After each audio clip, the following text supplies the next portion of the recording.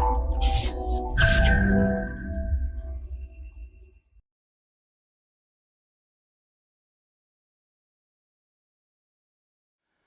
Friends, this is Gautam Pandey. Welcome to Forum IAS. दोस्तों, modern India के इस सेशन में फिलहाल हमारे साथ चैप्टर 3 है।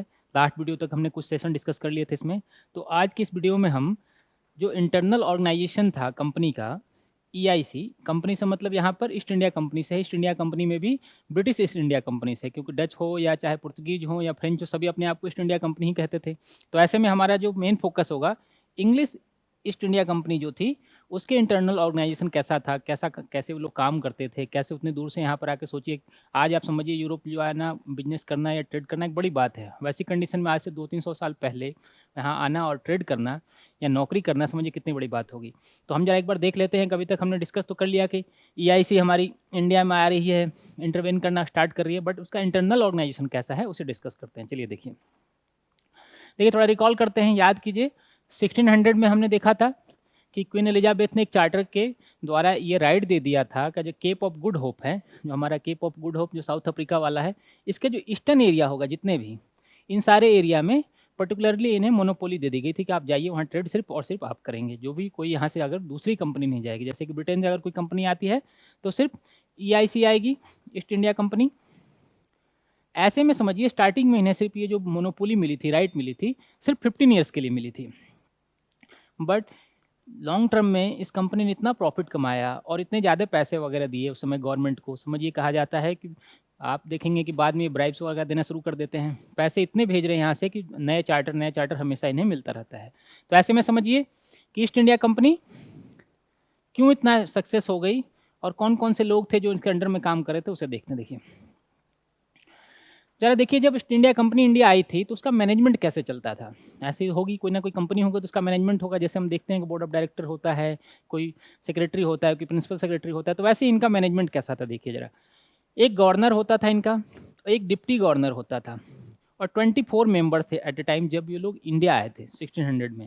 मतलब एक डिप्टी गवर्नर है और 24 लोग, तो समझिए कुल मिला के 26 लोग थे उस समय मेन। इसके अंडर में बहुत सारे इनके सर्वेंट वगैरह होंगे जो मर्चेंट कहलाते थे, राइटर वगैरह कहलाते थे, उन्हें हम देखेंगे। तो ये पॉइंट हम याद रखेंगे, जब east India company India I थी तो उसके कैसे इंटरनल ऑर्गेनाइजेशन था। एक गवर्नर है हमारा, एक डिप्टी गवर्नर है, और उसके साथ 24 मेंबर्स थे। ये पॉइंट याद रखेंगे। कभी अगर फैक्चुअल बेस या कॉन्सेप्ट बेस को क्वेश्चन पूछ लेता है तो इसे हम सॉल्व करने की कंडीशन में होंगे।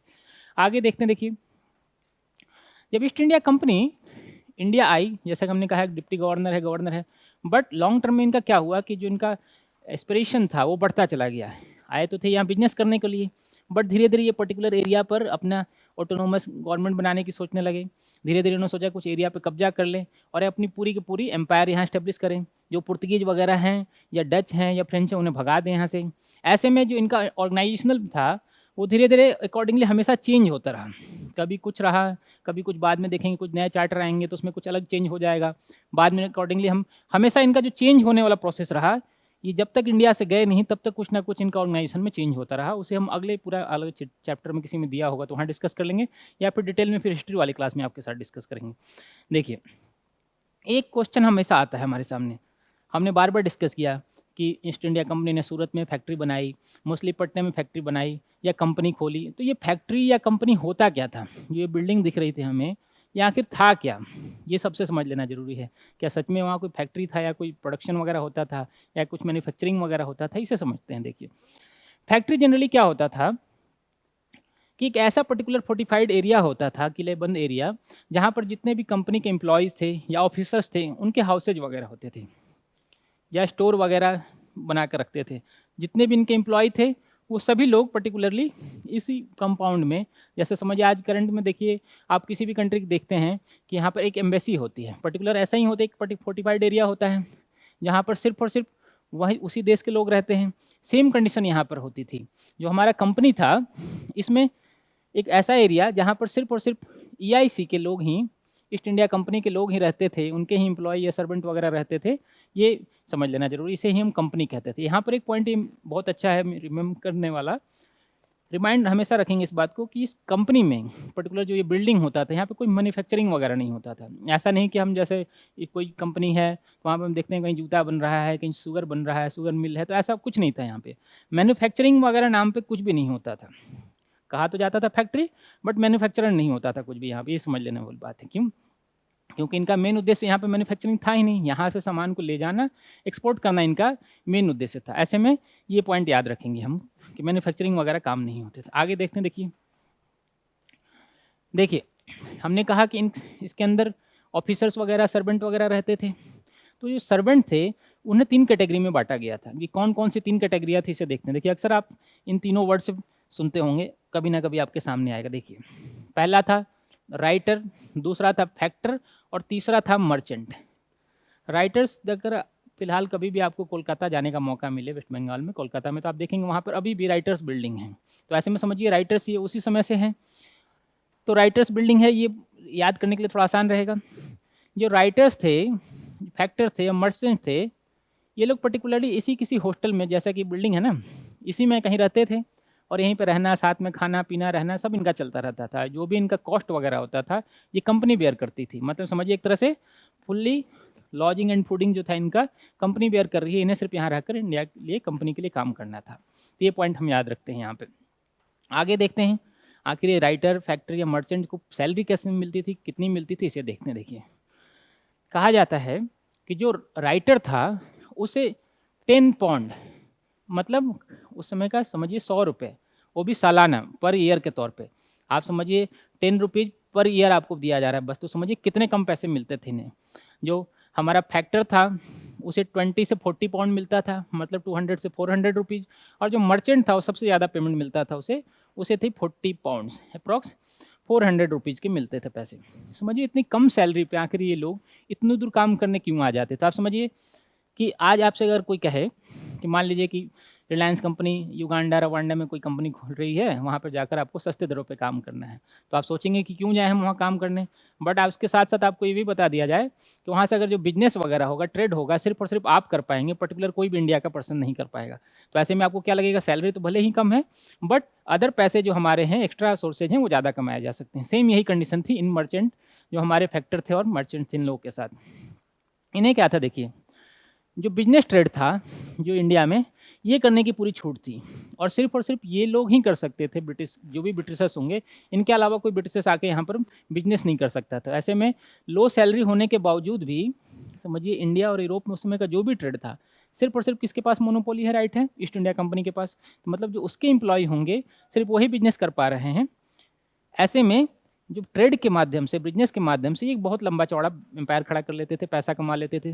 समझिए यूरोप से 17-18-20 साल का कोई लड़का एकदम इंडिया आने को तैयार हो जाता है उस समय बिजनेस करने के लिए, नौकरी करने के लिए, वो भी इतने कम पैसे में। तो इसके पीछे कुछ ना कुछ रीज़न था। यही वो रीज़न था कि ट्रेड से ये लोग इतना पैसा कमा लेते थे कि इन्हें सैलरी की ज़रूरत ही नहीं होती थी।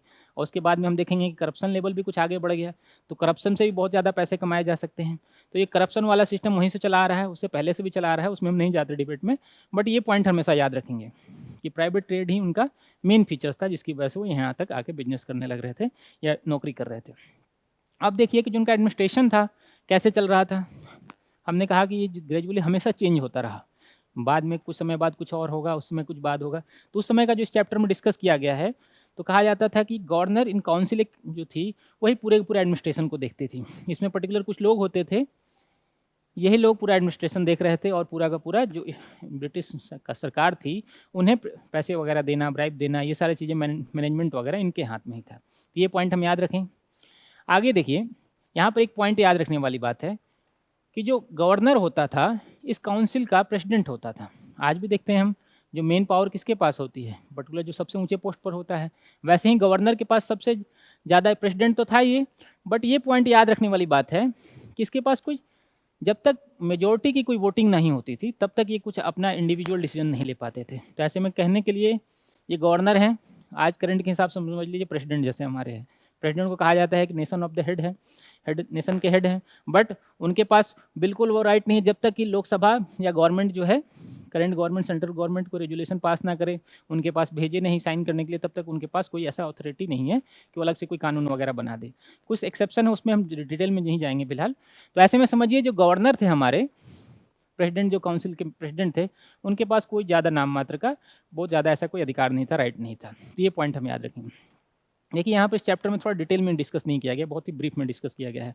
ये तो हम याद रखने वाली बात है, मर्चेंट वाला, राइटर वाला, कितनी सैलरी वगैरह मिलती थी, क्यों आते थे। अगर कभी कॉन्सेप्ट बेस पे क्वेश्चन आता है तो उसे सॉल्व करने की कंडीशन में रहेंगे। तो आगे वीडियो में हम फिलहाल देखेंगे क्या करेंगे, जो ब्रिटिश ईस्ट इंडिया कंपनी है और जो फ्रेंच ईस्ट इंडिया कंपनी आती है, उनके बीच में जो कॉन्फ्लिक्ट वगैरह होते हैं उन्हें डिस्कस करेंगे। तो मिलते हैं फिर अगली वीडियो में। Thanks for watching. Current Affairs by Forum IAS is an all-in-one program that covers the dynamic aspect of the syllabus from both prelims and mains perspective. Last year, we have helped more than 100 students crack IAS with our current affairs classes.